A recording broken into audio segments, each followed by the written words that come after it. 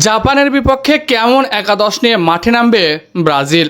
Knockout পর্বে Vini নেইমারকে নিয়ে নতুন চ্যালেঞ্জ নিচ্ছে কার্লো আনচেলত্তি। কি ঘটতে চলেছে জাপানের বিপক্ষে? ব্রাজিল কি পারবে জাপানকে হারিয়ে দিতে? এই নিয়েই আজকের এই ভিডিও, তাই ভিডিওটি না টেনে সম্পূর্ণ দেখার অনুরোধ রইল। গ্রুপ পর্বে 3 ম্যাচের মধ্যে 2 ম্যাচ জিতে ও একটি ড্র করে গ্রুপ চ্যাম্পিয়ন হিসেবে দ্বিতীয় রাউন্ড নিশ্চিত করেছে ব্রাজিল। আর এবার প্রতিপক্ষ জাপান। রাউন্ড অফ 32-এ এই ম্যাচে জাপানের বিপক্ষে শক্তিশালী একাদশ নিয়ে মাঠে নামছে ব্রাজিল। ব্রাজিলের সামনে সবচেয়ে বড় প্রশ্ন, জাপানের বিপক্ষে কোচ কার্লো আনচেলত্তি কেমন একাদশ সাজাতে পারে? নেইমার কি শুরু থেকে খেলবে? ভিনিসিয়াস জুনিয়রের সাথে আক্রমণে কারা থাকছে? আর রাফিনহা কি এই ম্যাচে ফিরতে পারবে? এই সকল প্রশ্নের উত্তর জানাবো আজ। গোলরক্ষক ও রক্ষণভাগে দেখা যাবে যাদেরকে। ব্রাজিলের গোলবায়ে দেখা যাবে অভিজ্ঞ গোলরক্ষক অ্যালিসন বেকারকে। রক্ষণভাগে থাকতে পারে দার্নিলো, মার্কুইনহোস, গ্যাব্রিয়েল ম্যাগালাইস ও ডগলাস সান্তোসের মতো খেলোয়াড়রা।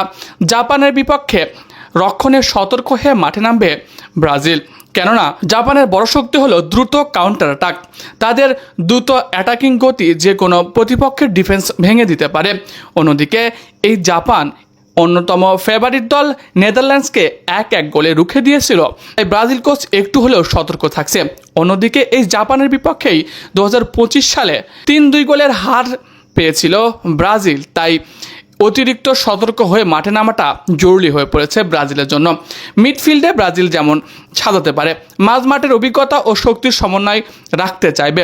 সম্ভাব্য মিডফিল্ডার ক্যাসিমিরো, ব্রুনো গিমারেস এবং লুকাস পাকুয়েতা। এই 3 জনের কাজ হবে বল নিয়ন্ত্রণ রাখা, আক্রমণ তৈরি করা এবং জাপানের দ্রুত আক্রমণ থামানো। এছাড়া ব্রাজিলের আক্রমণ ভাগে থাকতে পারে অন্যতম সেরা শক্তি। সম্ভবত ভিনিসিয়াস জুনিয়রের সাথে দেখা যেতে পারে নেইমার জুনিয়রকে।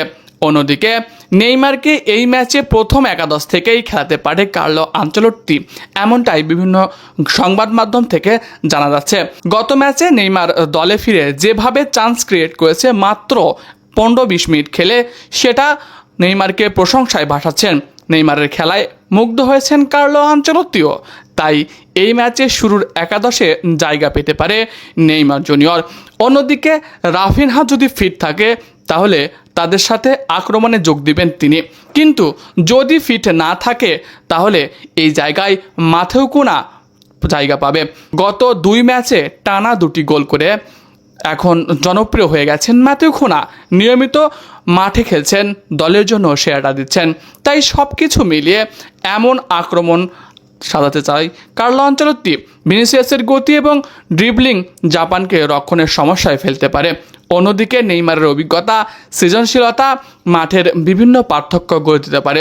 তবে আনচেলত্তি ম্যাচের পরিস্থিতি অনুযায়ী একাদশে পরিবর্তন আনতে পারে। ব্রাজিলের সম্ভাব্য একাদশ যেমনটা হতে পারে: গোলরক্ষক অ্যালিসন বেকার। ব্রাজিলের সম্ভাব্য ফরমেশন হবে 4-3-3।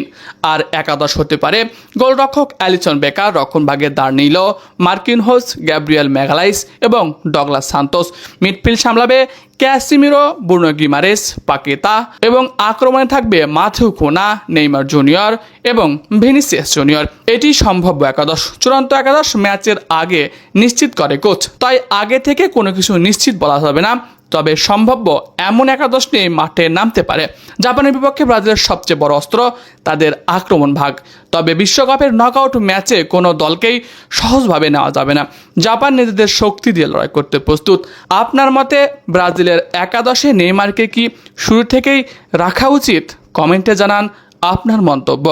এছাড়া খেলাধুলার সকল আপডেট সবার আগে পেতে হলে আমাদের চ্যানেলটি সাবস্ক্রাইব করতে ভুলবেন না। ধন্যবাদ সবাইকে।